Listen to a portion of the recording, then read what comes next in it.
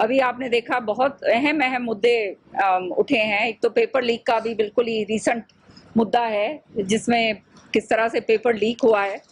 और बड़े शर्म की बात है कि ये पहली बार नहीं है, 28 बार जो हैं 7 साल के अंदर पेपर लीक हो चुके हैं।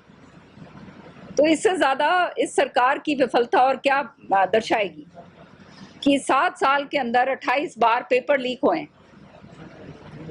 अब विधानसभा सत्र के अंदर एक वो लेकर आ रहे हैं, मेरे ख्याल में एक बिल लेकर आएंगे कि उसमें उनके ऊपर कैसे कार्रवाई करी जाए। आप 7 साल तक कहाँ क्या कर रहे थे?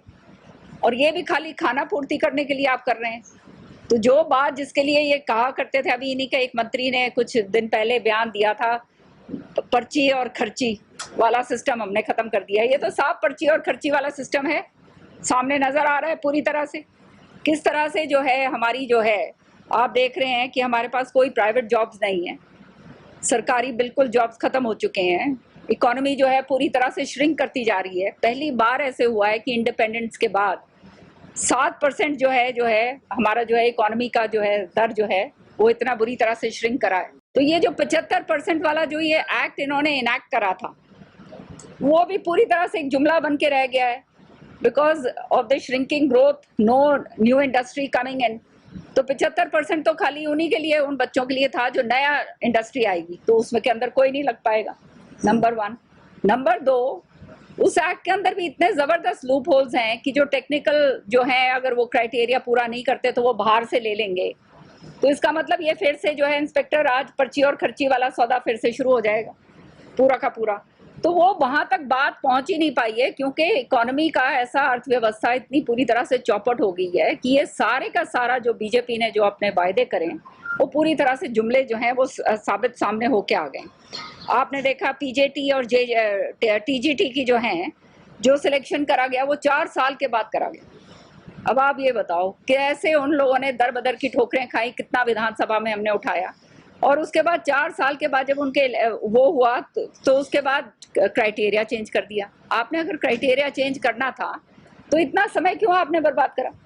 तो ये सारा, ये सरकार की पूरी तरह से नाकामयाबी नहीं, पूरी तरह से विफलता मैं कहती हूँ ये सरकार की है। बच्चों का जो है आगे का भविष्य क्या होगा? सबके बच्चे हैं, जिस तरह से हालात हो रहे हैं, आने वाला समय से तो डर लगता है कि what kind of children we are bringing up in this country. अच्छा, पर्ची खर्ची वाली जो बात है, स्पोर्ट्स कोटा जो है उसके अंदर 1,500 भर्ती जो है वो अभी भी बकाई है, अभी तक उसमें नहीं हुई है।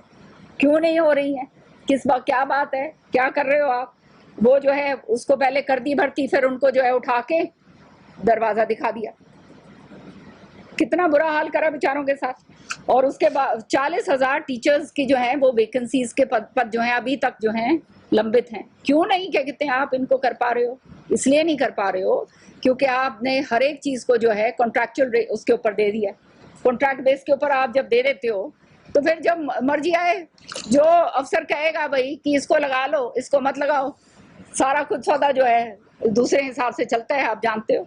तो ये हालात जो हो रहे हैं, ये मैं समझती हूँ इससे बहुत ही बुरा हालात नहीं हो सकते। और ये जो पुलिस भर्ती का जो पेपर लीक हुआ है, मेरी तो मांग ये है कि ये सीबीआई की जांच इसके ऊपर होनी चाहिए। क्योंकि अगर सीबीआई की जांच आप नहीं करवाएंगे, ये इन हाउस ही जांच करके आप छोड़ेंगे तो कुछ होने वाला है नहीं। और इसी से पता चलेगा कि असलियत के अंदर ये हैं कौन किंग पिन्स।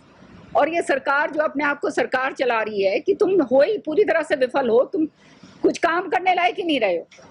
हमसे जुड़े रहने के लिए हमारे YouTube चैनल को सब्सक्राइब करें और नई वीडियो की नोटिफिकेशन के लिए बेल आइकॉन को दबाएं।